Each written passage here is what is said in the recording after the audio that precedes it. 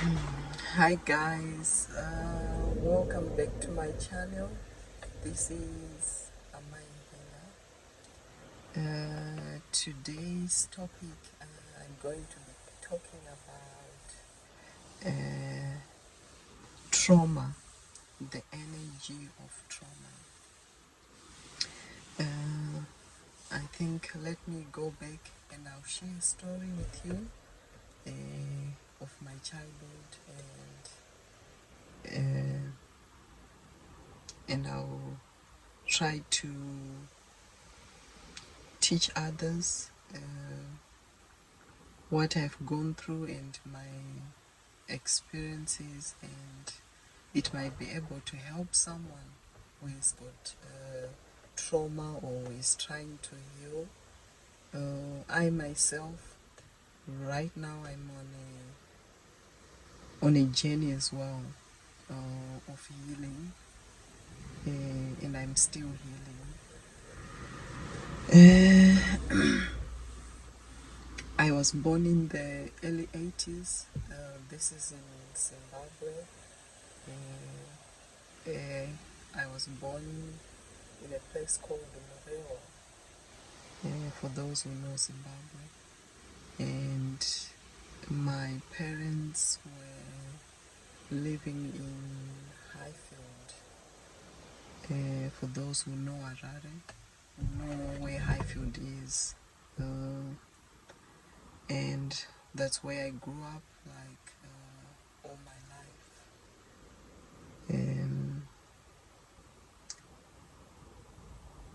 As I look back in my life, I was trying and I was searching where, like, you go through things in your life.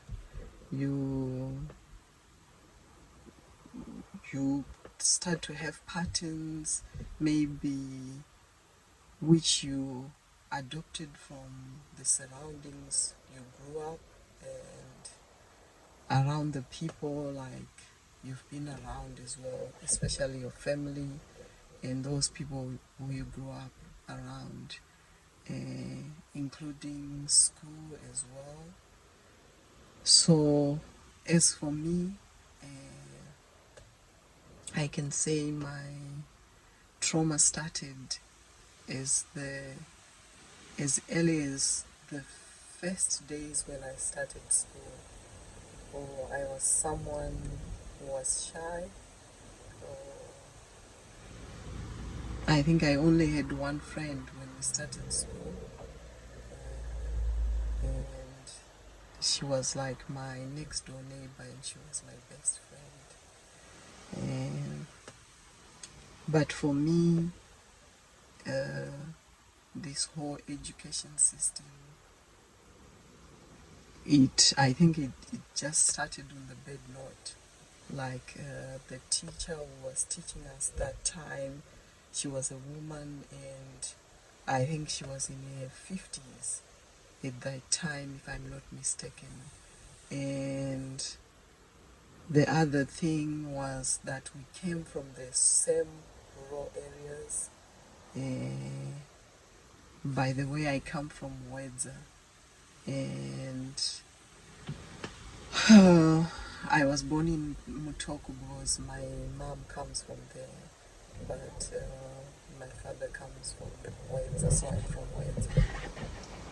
So this teacher, she grew up with my dad, and they were like from the village. They were from the same street, and for her, she was very passionate about teaching, and I think her goal was she wanted to see like the people from her tribe to to be really educated or to thrive. She didn't like failures, but as we learn, like, since I can say just from the COVID, as we all know that to be successful or to be educated, it's not all about the education, but someone might not be educated in the whole education system, but you might have some talents, abilities that you've got. But those things in Africa, they are overlooked. So let me go back before I go to my talents or my abilities. For me, in those days, I don't know, it just depends, like where you grow up, like where did you grow up, like was it like the posh area, or but in the ghetto, this is the ghetto. I don't think our parents, they didn't have any books, or they didn't prepare us like that we're going to school that time. For you, it's like first day of school, that's when you start to see like words, cards, all this reading stuff, and it's in a different language as well, because at home you'll be speaking another language, which is your mother's tongue. Like for us, it's Shona. So it will be, for some kids, it's just too much for them. Like for a teacher to expect like someone who is 7 years, who haven't been exposed to books, to any educational system, like to expect them to read like certain words, or just to write. For me, I don't know if they are still doing the same system, or it was only me who came across this teacher. For me, I think for you to be a teacher, you have to be passionate. Not only a teacher, but any job.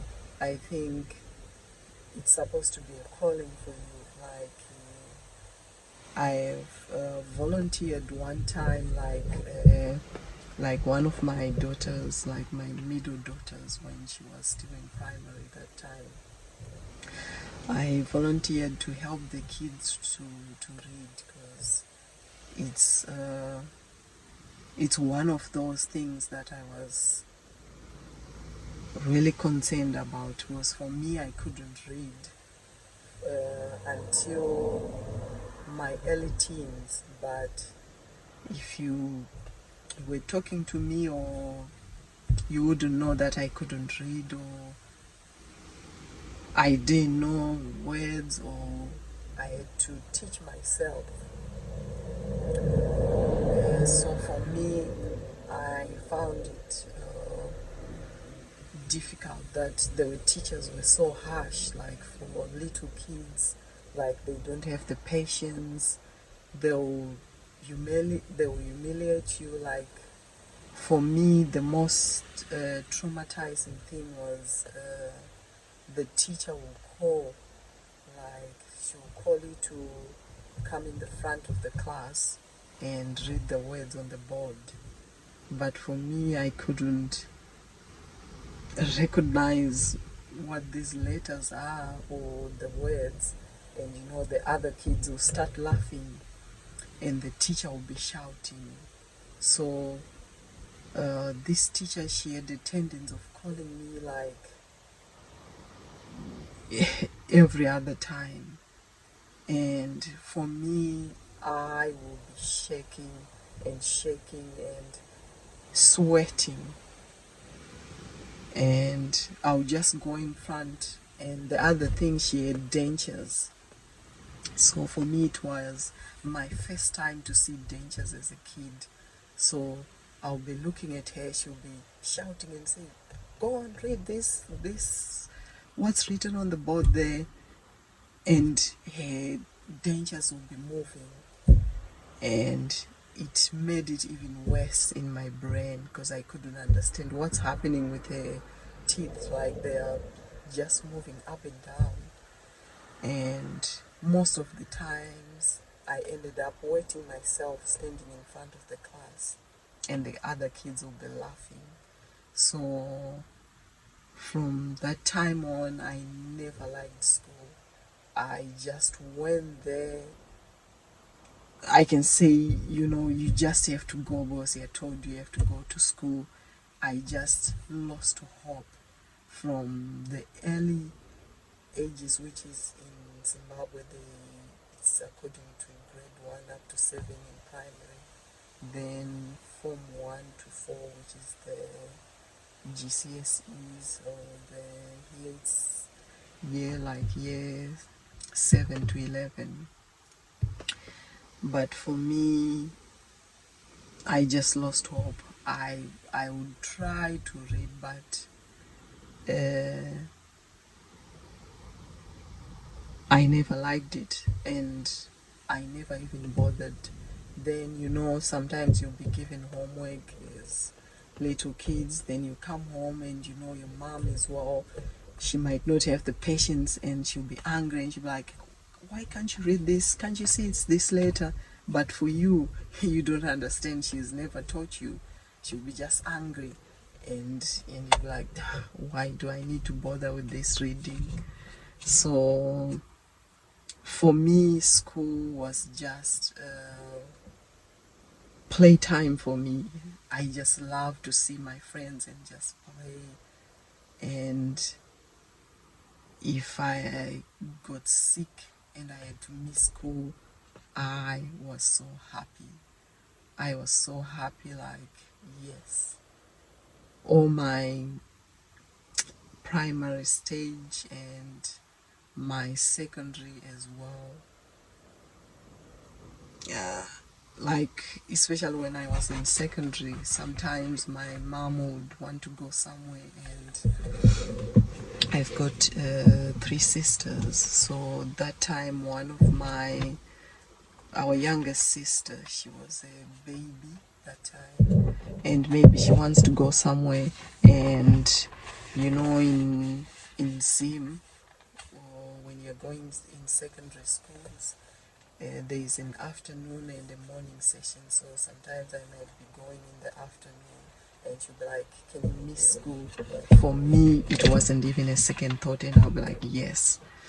I just couldn't care less. And when the holidays come as well, I was so happy that the school is closed. I never looked forward to going to school. For me, I hated school. I hated school so much. Like, I always wished it was a holiday for me. So as we were talking as well, as we were like growing up, my dad would tell us a story. He went through the same thing as well. He grew up,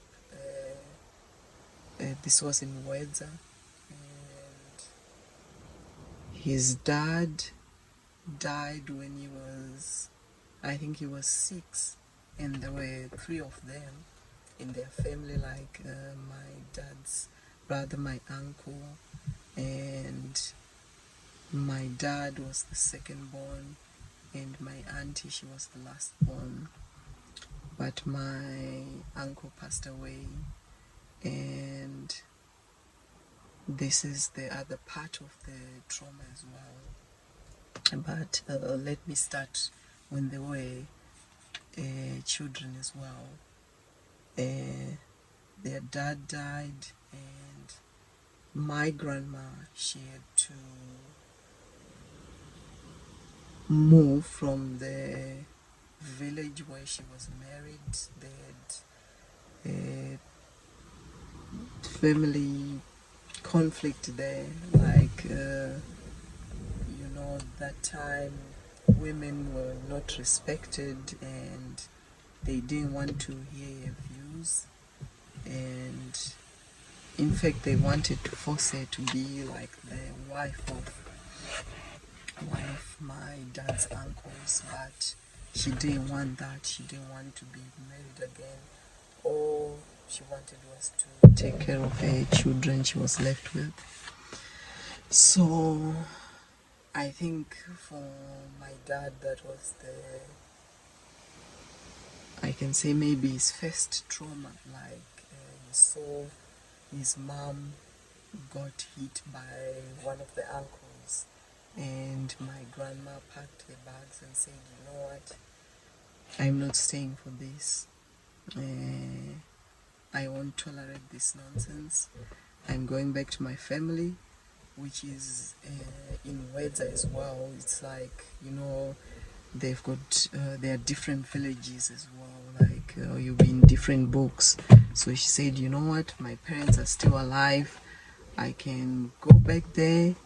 I can leave my kids with my parents, and I will work for my children and raise my children. So fast forward, they went back to my great grandma and great granddad, and my grandma left my uncle, my dad, and my aunt there, and she had to find work, and she was working at a boarding school. So the job she got there, she talked with the time this was in the 50s, and they talked with the priest who was there. This was the time of the missionaries. There was this priest who was just, we can say, an angel sent maybe by my granddad, my great granddad. So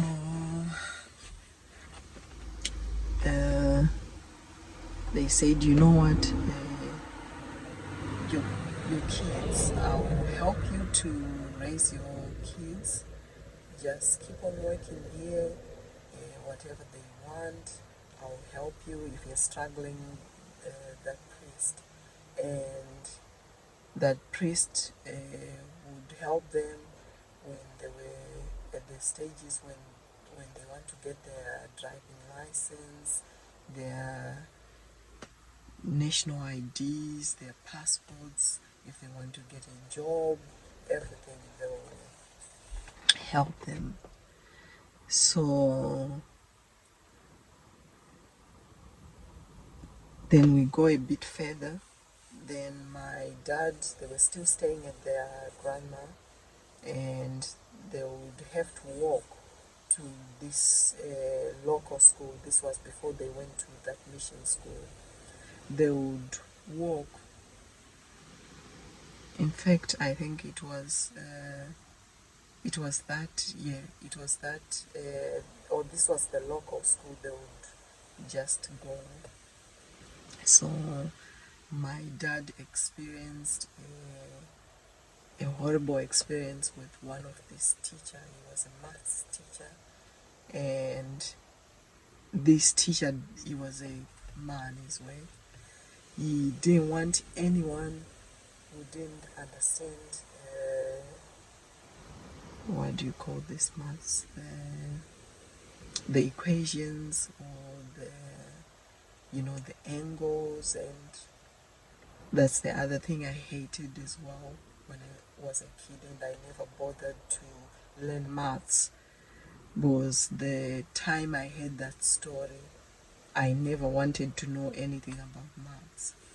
The teacher would look in their books and he would say, wow, George, how can you not do this?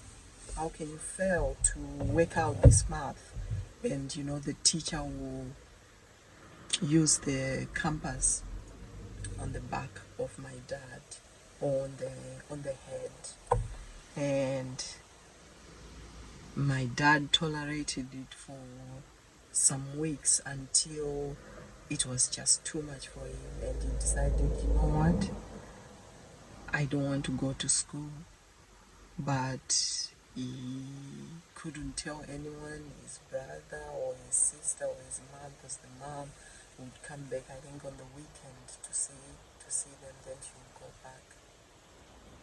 So he said, instead, when they were going to school in the morning, they will have their packed lunch to go to school, and along the way there was this place. For those who come from Zimbabwe, they will know, you call it, it's like a sort of a drainage, gorongo. And my dad would just sit in there. He would just say to the friends, just walk, I'll catch you up like in a bit. You'll be like, I need to go in the bushes. Then you just sit there and you will be just playing all day. You'll be observing or just walking in the forest. Then when he hears the other kids coming back from school, then you just catch up with them. And you will go back home. Then until the teachers, they realized that no, my dad wasn't coming to school, and they had to tell my grandma, and parents won't be happy. And my grandma was really upset, and she was like, how can you do this? Like, I'm working so hard and you just decide not to go to school. Why didn't you tell me and all this? And my dad came to this conclusion and he said, you know what? I'll just tell my mom I don't want to go to school. And he finished his school. This was, I can say the level he finished was like, if we are grading it to Zimbabwean standards, we can say it was Form 2. Here we can say Year 10, or I don't know for other countries. So it's like the middle of secondary. It's like he was left with 2 more years to reach his GCSEs or O levels. So for him, he was like, no, I don't want to do this. I want to go to the capital city and start working. And that's what happened. He went with his uncles, my grandma's brother, and he got a job and he started working. So he was one of those people again who, in fact, his brother set him down, because his brother was one of those people who were like a genius, super intelligent. I can say all of them, but according to, we can say, parents or African parents, it just depends how they view you. Because for my uncle, he became a doctor, and my dad was a technician, and my auntie a teacher. So, in African standard, it's the doctor, the lawyer, the nurse, the teacher, who are always like appreciated than those with who can use their hands. But his brother was happy. He said, you know what? Whatever you choose to do, I will support you.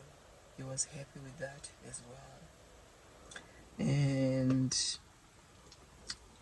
my uncle, he was the one who even supported his mom when they saw their mom getting hit.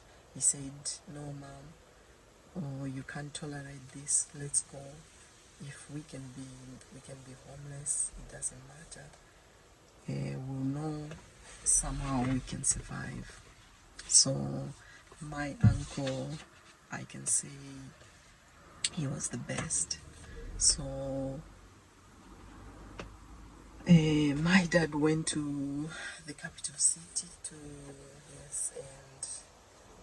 and there, but as you are growing up, this trauma will be just building up as well. And I know that time there was no one would counsel you or would ask how you're feeling, how can we help.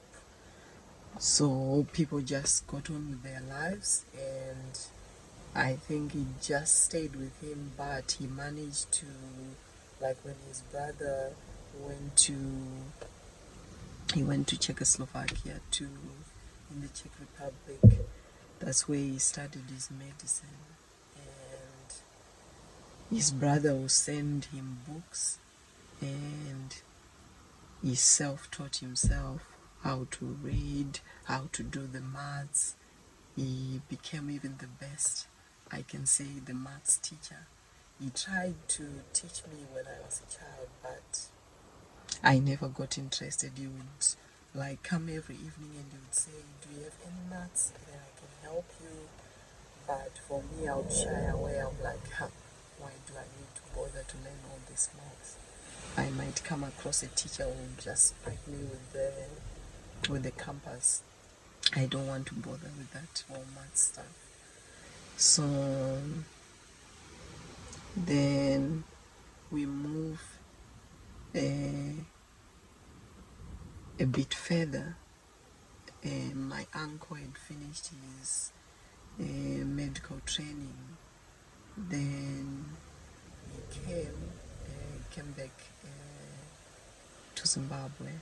And at this time, my mom was pregnant with me because I'm the firstborn in my family, firstborn of 5. So he came back, and everyone was just so happy. My grandma, all the sacrifices she had done to raise the children by herself, by the help of that priest from the missionary and the family as well. So everyone was just so happy. Then I think he came, like it was more, he was trying to settle down and find where you could live, like back in Zim. Then he said, you know what, let me go back, because he had got married to his wife, and they had a daughter. And he said, let me go back and come back with my wife. In fact, he had said, I'll go back, and when I come back, I'll take your mom and my brother and my sister. I want you to have the nice life, and I want to treat you for what you've done for me and for what you've done for the whole family. So they had gone for the weekend in the rural area to see my grandma, and my dad's uncles were there, my grandma's sisters were there, because they were saying their goodbyes. Everyone was just happy. And the other thing I forgot to say as well, like for my dad and his brother and sister, they never got in touch from their dad's side ever since they were children. I think they went like once in a while, then they just decided, you know what, let's just cut off this family. And the family never came for them as well. They were not concerned. I think this happens to a lot of families, like African families. That's when you see the real people who love you, like when your parents die, one of your parents die, maybe your father or your mother. So for my dad, it was his mom's side who were very supportive when they were all growing up. So everyone saying their goodbyes and saying, oh, I'm going, then when I come back, I'll take your mom and we'll go and live in the Czech. Then on their way back to Harare, there were the 4 of them, my uncle he was the one driving, and my dad, my mom, and my grandma's youngest sister. That's, yeah, my grandma's youngest sister. So she was the one who was sending off the son to the airport. So they were near, in fact they were in the Marondera area. So they saw that there was an accident which had happened. Maybe when they asked the people, they were saying maybe 10 minutes or 15 minutes before they reached that place that the accident happened there. A bus had came off the road and people were just sitting, like some were sitting on the grass, some were walking around. So, you know, my uncle being a doctor, you know, as a doctor, if you're that, like what I was saying, if you've got that heart, that caring heart, or if you're passionate about your job, he said, let me go and check. He said to my mom, my dad and my grandma, just stay in the car, let me go and check if there is no one hurt, like if there is anyone who needs a medical assistance. And they were just sitting there talking in the car, and my uncle went there, but 5 minutes passed. Then he came back and he said, oh, I think everyone is fine. The bus was just like on the, I can say, on the side of the road. People were just checking if there's no one badly hurt, but it seemed there was no one. But he just said, let me just go and check if there is no one who was thrown like over there in the grass or something. So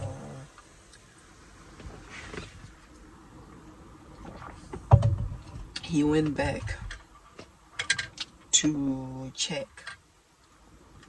Then 10 minutes passed and he didn't come back. Then my dad said to my grandma and my mom, let me just go and check where he is, and so we can just start going back to Harare. Then my dad, he was looking everywhere for my uncle. Where are you? Where are you? He couldn't see. Then my dad, he was asking people, did you see my brother? He had this, he was wearing such and such shirt, trousers, and those leather sandals, like, you know, those Jesus sandals.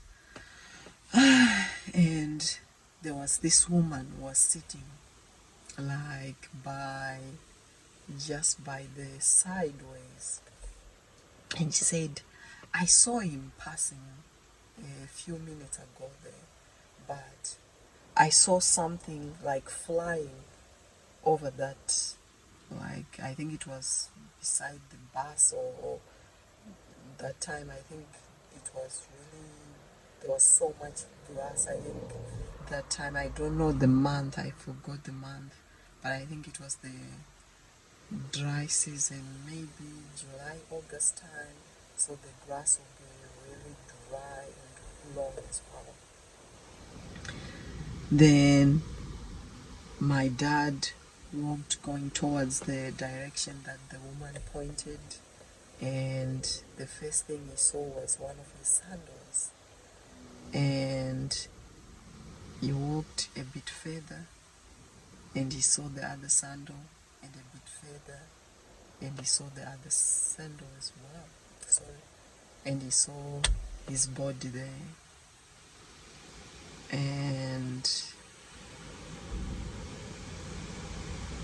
he was just shocked, like, what happened here? We just came here to see they were just passing through, and they just said, let's check if anyone is hurt. And now he's dead. What's happening here? Then there were some witnesses who saw like his body flying, and they said there was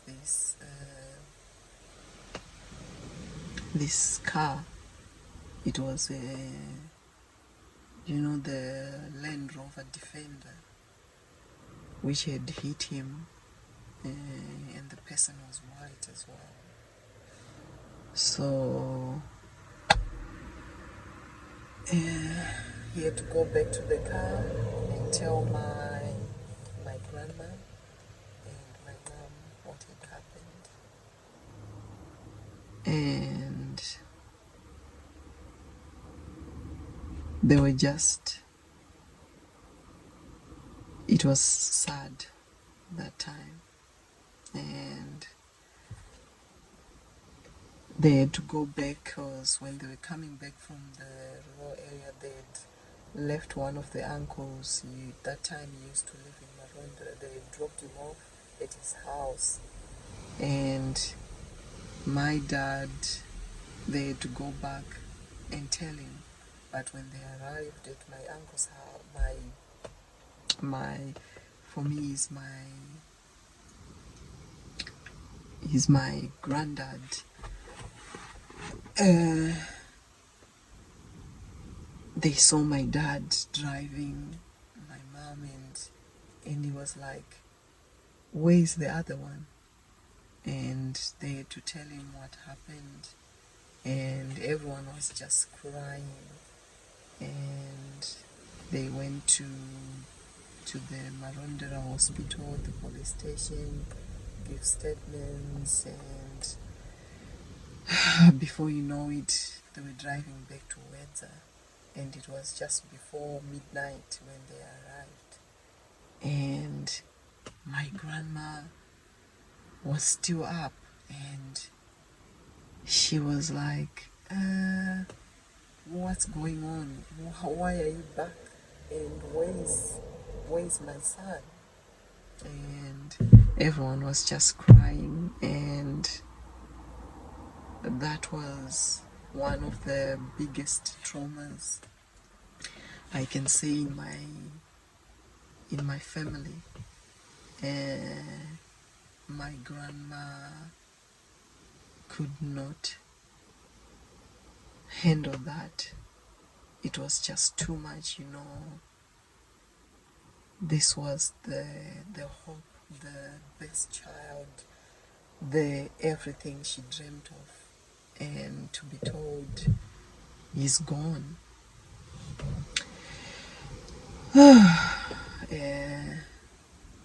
I think they said and this was one of was it my grandma who told me, or my dad, I can't remember, but she wanted to throw herself in the river. She was like, why my son, my best son? She just didn't want to leave that time. She was like, why? I think I should go with my son. And she had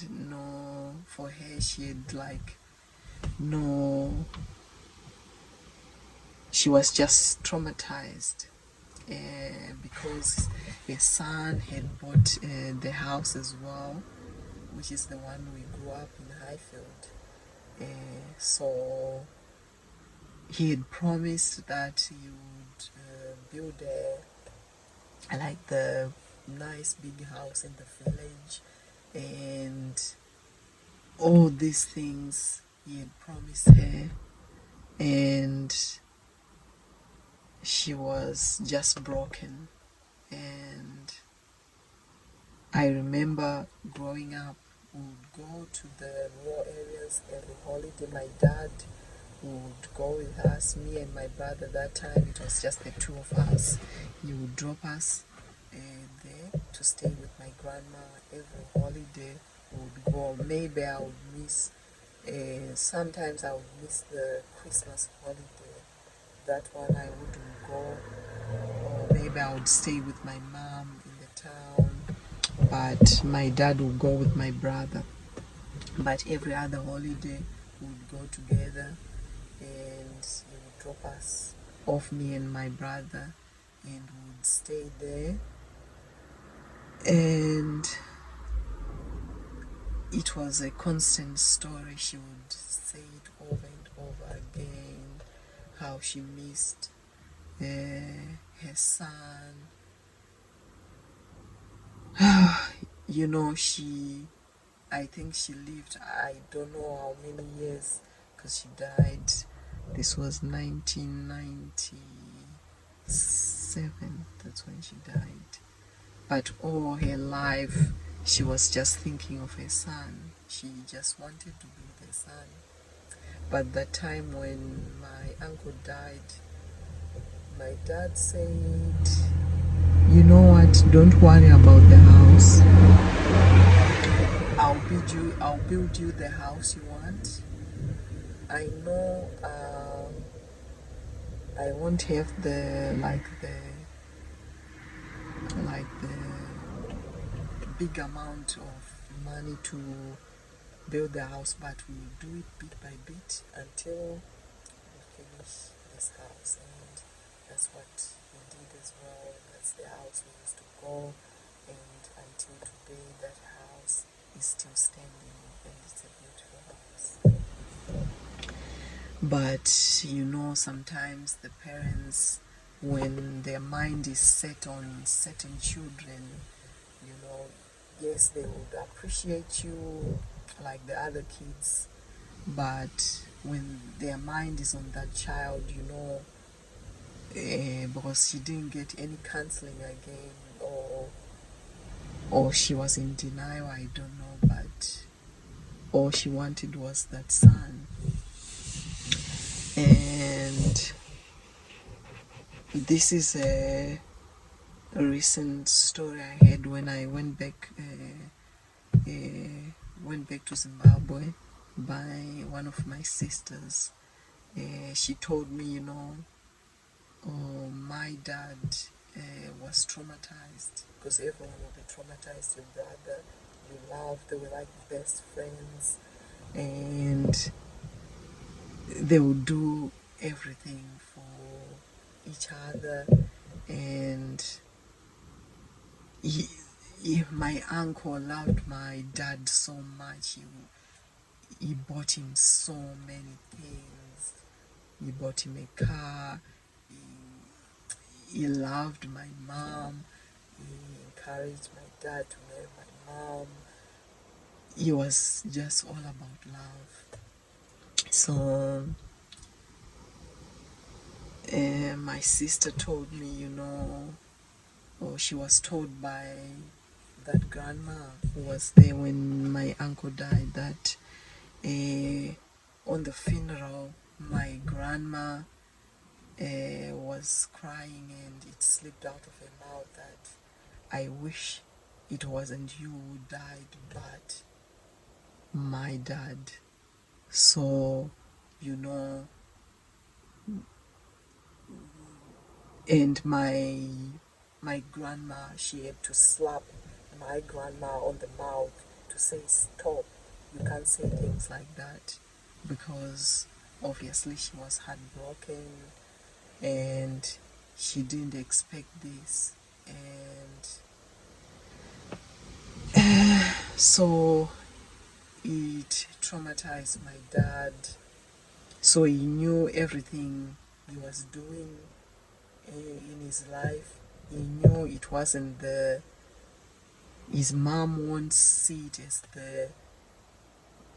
the first, like we can say the first class, what she was expecting. Like I remember my dad, when we were growing up, he would buy my grandma beautiful dresses every time when we go. He would just shower my grandma with gifts. But I can say my grandma loved my dad so much, but her first love was with the first child. So with that is why I can understand when you've got children, you can say my uncle was a favorite. So, but for my dad, he wasn't able to heal from those words. He heard the words which my grandma said that I wish it was him who had died, not my uncle. So with that trauma,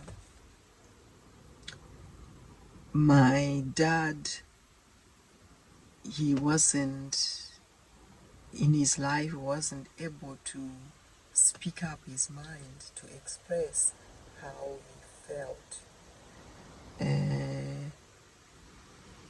Like for me, I was seeing this pattern in my life that I can't speak up. Like when I go to functions, yes, I can talk, but for me, I'm not comfortable with where there's a lot of people. I've never been comfortable where there's a lot of people. Like I think this whole thing of education system knocked my confidence. So same as my dad, but my dad, I don't think he's shy. He can talk in front of people, but he wasn't able to express what he's feeling or what's hurting him. Like I can give an example. When I started to recognize that me and my dad were the same, like if someone does anything to me, I'll just bottle up. Sometimes it will take months, even years, for me to express how I felt with that issue or that situation. That's what I'm healing, and I'm in the process of healing as well, to express my emotions, my feelings. But for my dad, it took a terrible turn on him, because he would bottle up all his emotions, all his feelings. And in 2016, my dad had a stroke, and he had a stroke, and my sisters were telling me that prior to that stroke, my dad, in fact, I can say, was it a month or 2 months before that, I've been in Zimbabwe to visit and to see him. He was fine, but what I can remember from that time,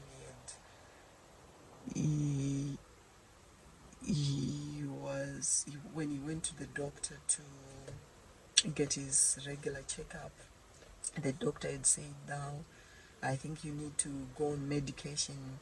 Your high blood pressure is going up and down because of suppressing his feelings or his emotions. So he was struggling with the issue with one of the lodgers, who was someone who was renting his house. This person hasn't been, this person was not paying the electricity and the water bill for 2 years. And my dad had received a letter, I think this was maybe 6 months before this, that the house was going to be taken, and it was just too much for him. He couldn't stand up to this woman who was renting the house. He was just bottling up all this. He was just being stressed out. And on the other side as well, my auntie, that's his only sister, one of her sons that time was staying at that house as well, and they were using one of the rooms, and the son wasn't paying rent. And at first, like they were not like that. My aunt's son was not even supposed to be staying in that house, but as Africans sometimes we can't say no, or because it's the family. But when you've got so much pressure or so much stress on you, but we will just say, yeah, it's okay. But he didn't want to tell his sister as well that I'm struggling to pay up that bill that was left with that person who was renting the house, and he had to let this son stay in that room, and he wasn't paying the rent, so it was adding up as well on him, the stress levels, and his skin had gotten darker with the medication he was on, and you'll be just shaking. I remember that time when I visited, he sat next to me. We were sitting on the kitchen table, we were talking, and I saw that he was shaking and he was trying to hide it. But my sister would tell me that his blood pressure, sometimes they would ignore, they would try to hide it even from you, and they'll be like, no, it's fine, he didn't take his medication and all that, and they wouldn't tell you as well that they need help, and they were just, my dad was just quiet, and he couldn't tell his other brothers or his other cousins. He was just keeping quiet to himself. Then in 2016, the other son of my aunt, he had came back from South Africa, and this was, he had a stroke. It was the 26th of December 2016, and the day before my aunt was there, they were celebrating Christmas, but she came with another news and say, oh, can you help? Can now the brothers switch? Can the younger brother come out and the older brother can stay? He's struggling, he doesn't have a job until he can sort himself out. Can he stay at the house? And they won't be paying rent. And again, he had to say yes, instead of him saying no, enough is enough. The other one has been staying there, no contribution, nothing. You still need to pay the council bill, you still need to pay the electricity and the water. But he just had to bottle up, and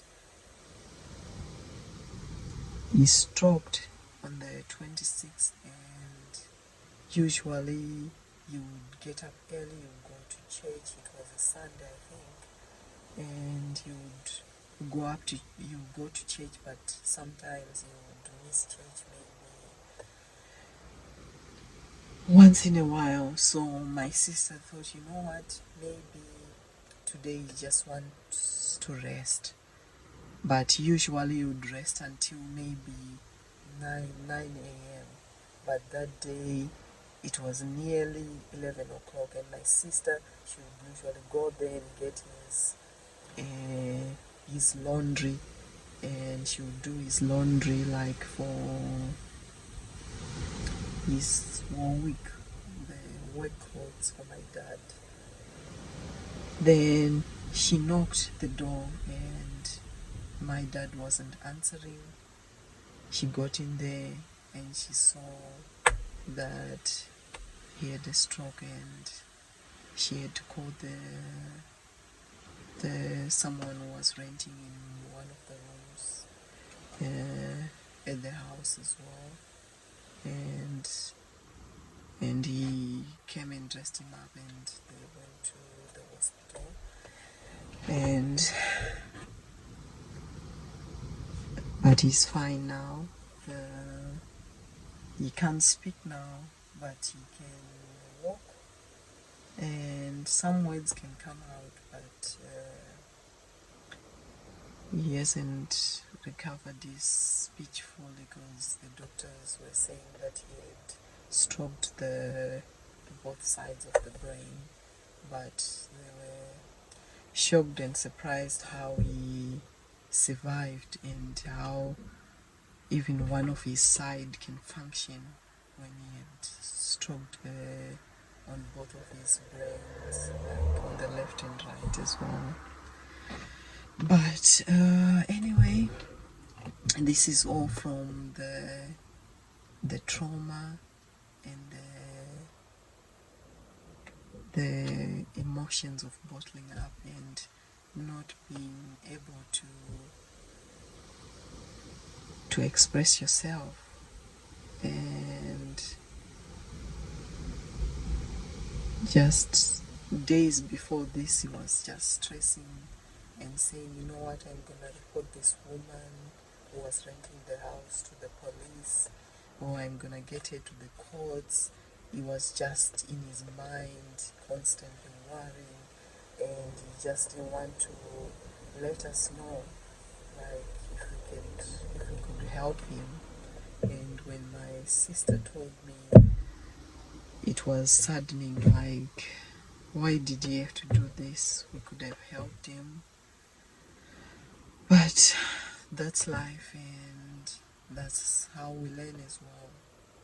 Like for me, I've been suffering with cyst for some years as well, because I was bottling up as well my emotions, my feelings. I couldn't express myself, like, I think I'll do another story, another traumatic part of my life, and this one is from my mom's side. And what made my mom die as well, I think it was one of those contributors as well. This whole people just abuse, like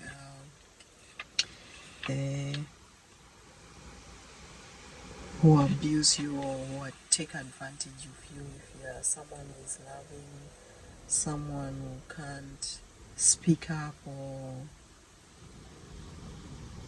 who is not able to stand up for yourself. And it was eating me up inside for such a long time, like how my mom died, and it was traumatic for me, and I'm still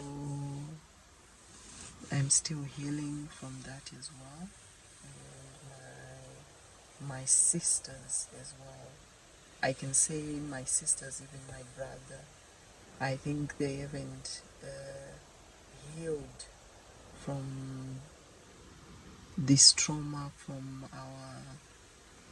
our mom's side. Like, even if you try to start to talk about my mom, like my sisters, they'll just start crying and they'll be like, we just don't want to go back to that issue which happened.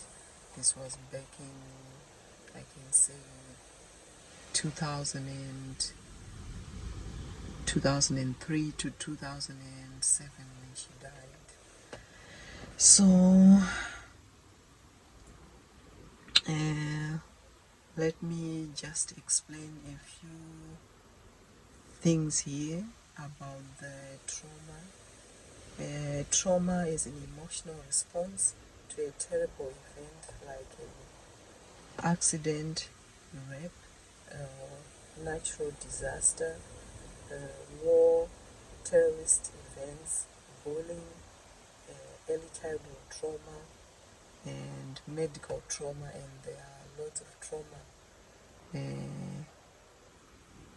Some I can't even remember, but these are the few like traumas as well I can give an example of. So I hope this will help someone.